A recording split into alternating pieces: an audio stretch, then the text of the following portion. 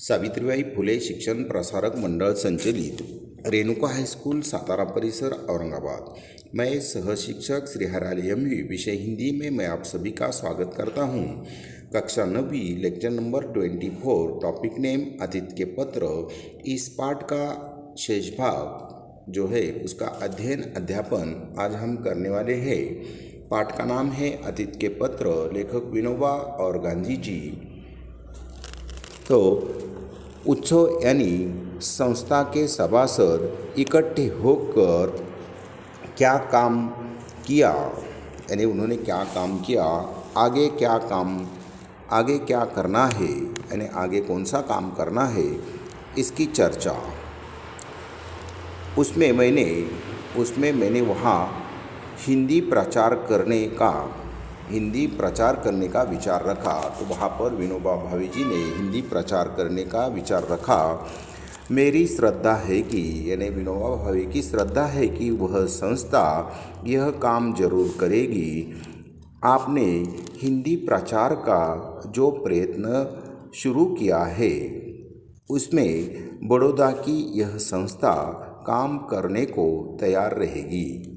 तो इस प्रकार विनोबा भावे गांधी जी को बता रहे हैं कि आपने जो हिंदी प्रचार का काम शुरू किया है उसमें यह बड़ौदा की जो संस्था है वह भी हिंदी प्रचार का काम करने के लिए तैयार रहेंगी। अंत में सत्याग्रह श्रम निवासी के तौर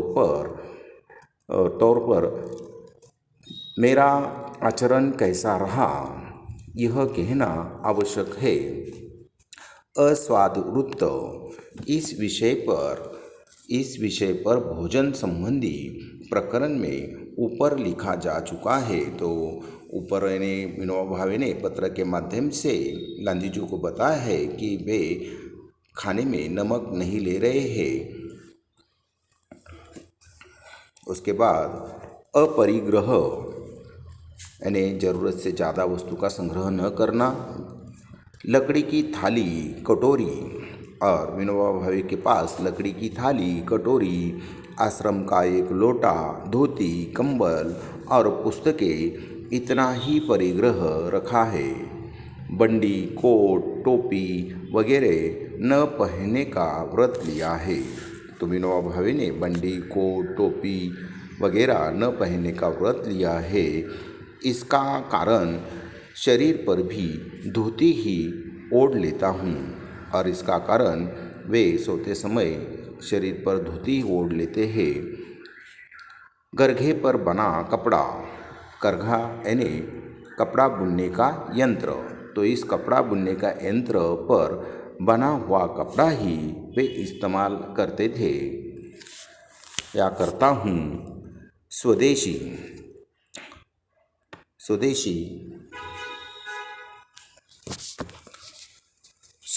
का संबंध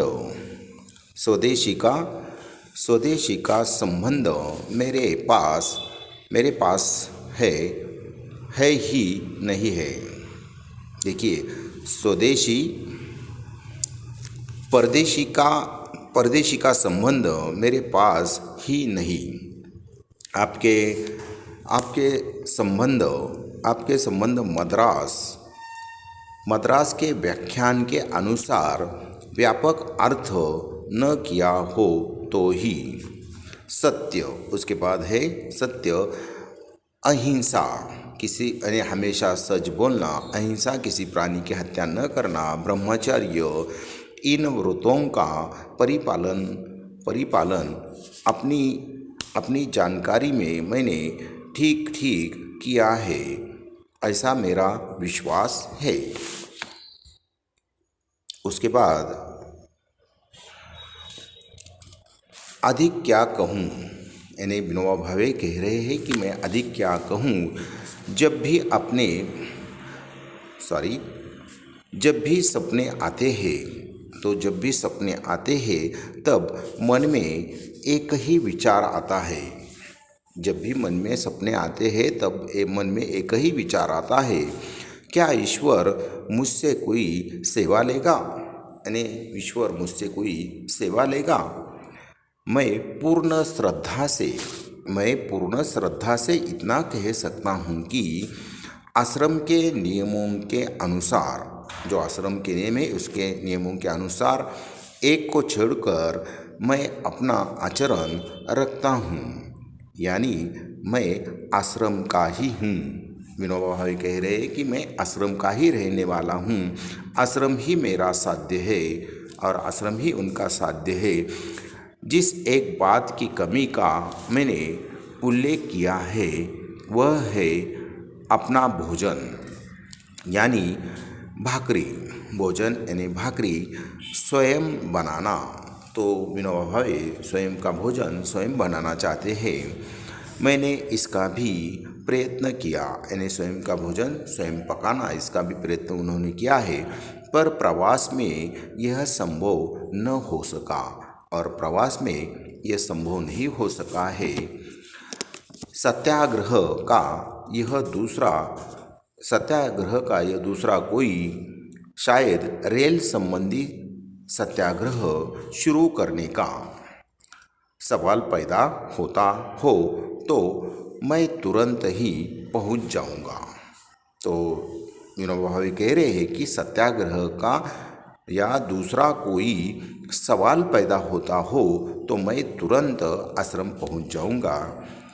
इधर आश्रम में क्या फेरफार हुए हैं, यानी आश्रम में क्या बदल हुए हैं तथा कितने विद्यार्थी हैं, यानी आश्रम में कितने विद्यार्थी हैं, प्रश्न चिन्ह है वहाँ पर। राष्ट्रीय शिक्षा की योजना क्या है, यानी राष्ट्रीय शिक्षा की क्या योजना है तथा मुझे अपने आहार में क्या परिवर्तन करना चाहिए। विनोबा भावे कह रहे हैं पत्र के माध्यम से गांधी जी को कि मेरे आहार में क्या परिवर्तन करना चाहिए, यह जानने की मेरी प्रबल इच्छा है। आप स्वयं मुझे पत्र लिखें, यानी विनोबा भावे महात्मा गांधी जी को कह रहे हैं कि स्वयं आप मुझे पत्र लिखें। ऐसा विनोबा का आपको पितृतुल्य समझने वाले आपके पुत्र का आग्रह है। स्वयं विनोबा भावे महात्मा गांधी जी को पिता मानते हैं और वे अपने आप को महात्मा गांधी जी का पुत्र मान रहे हैं। मैं 2-4 दिन में ही यह गांव छोड़ दूंगा और 2-4 दिन में ही विनोबा भावे वाई शहर छोड़ने को तैयार है। विनोबा के प्रणाम। इस प्रकार विनोबा के महात्मा गांधी जी को प्रणाम। तो यहाँ पर पहला जो पत्र है यह समाप्त होता है। अब यह दूसरा पत्र जो है वह दूसरा पत्र महात्मा गांधी जी ने विनोबा भावे को लिखा है। यह पत्र पढ़कर गोरख ने मच्छिंद्रों को हराया, भीम है भीम, यह उद्गार बापू के मुंह से निकलते थे। सुबह उनको इस प्रकार का उत्तर दिया, तुम्हारे लिए कौन सा विशेष काम मैं लाऊं। महात्मा गांधी जी कह रहे हैं अभी विनोबा भावे को मैं तुम्हारे लिए कौन सा विशेष काम लाऊं, यह मुझे नहीं सूझता। तुम्हारा प्रेम और तुम्हारा चरित्र मुझे मोह में डुबो देता है। तुम्हारी परीक्षा करने में मैं असमर्थ हूँ। देखिए महात्मा गांधी जी कह रहे हैं कि मैं विनोबा भावे की परीक्षा करने में असमर्थ हूँ। तुमने जो अपनी परीक्षा की है उसे मैं स्वीकार करता हूँ। तुम्हारे लिए पिता का पद ग्रहण करता हूँ। देखिए विनोबा भावे महात्मा गांधी जी कह रहे हैं विनोबा भावे को कि मैं तुम्हारे पिता का पद जो है तुमने मुझे दिया है वह मैं ग्रहण करने को तैयार हूँ। मेरे लोभ को तुमने लगभग पूरा ही किया है। मेरी मान्यता है कि सच्चा पिता अपने से विशेष चरित्रवान पुत्र पैदा करता है। बहुत ही महत्वपूर्ण वाक्य है कि महात्मा गांधी जी की मान्यता है कि सच्चा पिता अपने से विशेष चरित्रवान पुत्र पैदा करता है। सच्चा पुत्र वह है जो पिता ने जो कुछ किया है उसमें वृद्धि करे, यानी पिताजी ने जो कुछ कमाया है उससे ज़्यादा पुत्र उसमें वृद्धि करे। पिता सत्यवादी, देखिए पिता कैसा है, पिता सत्यवादी दृढ़ दयामय हो तो स्वयं अपने में गुण विशेषता से धारण करे। यह तुमने किया है,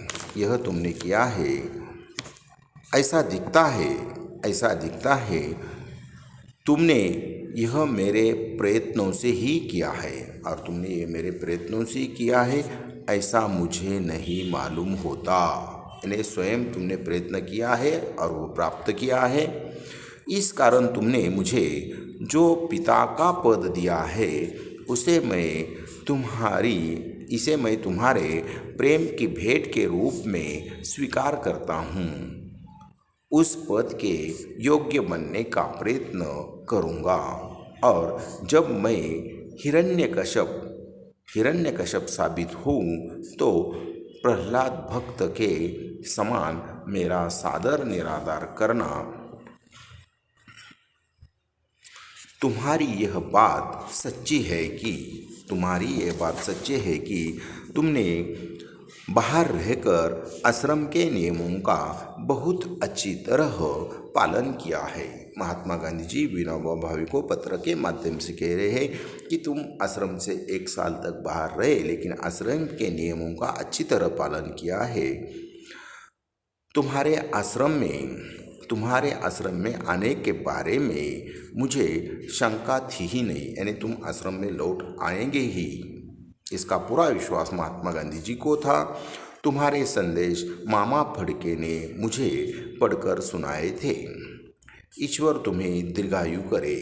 तो इस प्रकार महात्मा गांधी जी विनोबा भावे के दीर्घायु के प्रति प्रार्थना करते हैं और तुम्हारा उपयोग हिंद की उन्नति के लिए हो, और इस प्रकार तुम्हारा जो उपयोग है वह हिंद की उन्नति के लिए हो, यही मेरी कामना यानी इच्छा है। तुम्हारे आहार में किसी प्रकार का परिवर्तन करने का अभी तो मुझे कुछ नहीं लगता, यानी जैसा आहार है वैसा ठीक है। दूध का त्याग अभी तो मत करना, यानी दूध का सेवन जो आप कर रहे हैं उसका त्याग मत कीजिए। इतना ही नहीं, आवश्यकता हो तो दूध की मात्रा बढ़ाओ, यानी और ज़्यादा दूध पियो, ऐसा महात्मा गांधी जी विनोबा भावे को कह रहे हैं। रेल विषयक सत्याग्रह की आवश्यकता अभी नहीं है, यानी रेल विषयक सत्याग्रह करने की आवश्यकता अभी नहीं है, पर उसके लिए ज्ञानी प्रचारकों की आवश्यकता है। यह संभव है कि शायद खेड़ा जिले में सत्याग्रह करना पड़ जाए। अभी तो मैं रमता राम हूँ। तो इस प्रकार महात्मा गांधी जी कह रहे हैं कि अभी तो मैं रमता राम हूँ, 2-1 दिन में दिल्ली जाऊँगा, और 2-1 दिन में महात्मा गांधी जी दिल्ली जाऊँगा, ऐसा पत्र के माध्यम से विनोबा को लिख रहे हैं। विशेष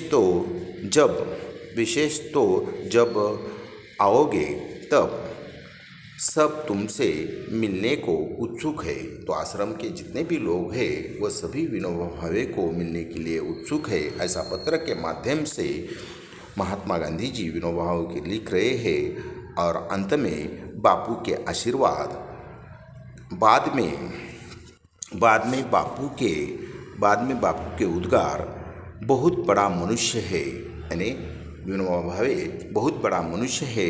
मुझे अनुभव होता रहा कि महाराष्ट्रियों और मद्रासियों के साथ मेरा अच्छा संबंध रहा है। महात्मा गांधी जी का जो संबंध है महाराष्ट्र के लोगों से और मद्रास के लोगों से अच्छा संबंध रहा है।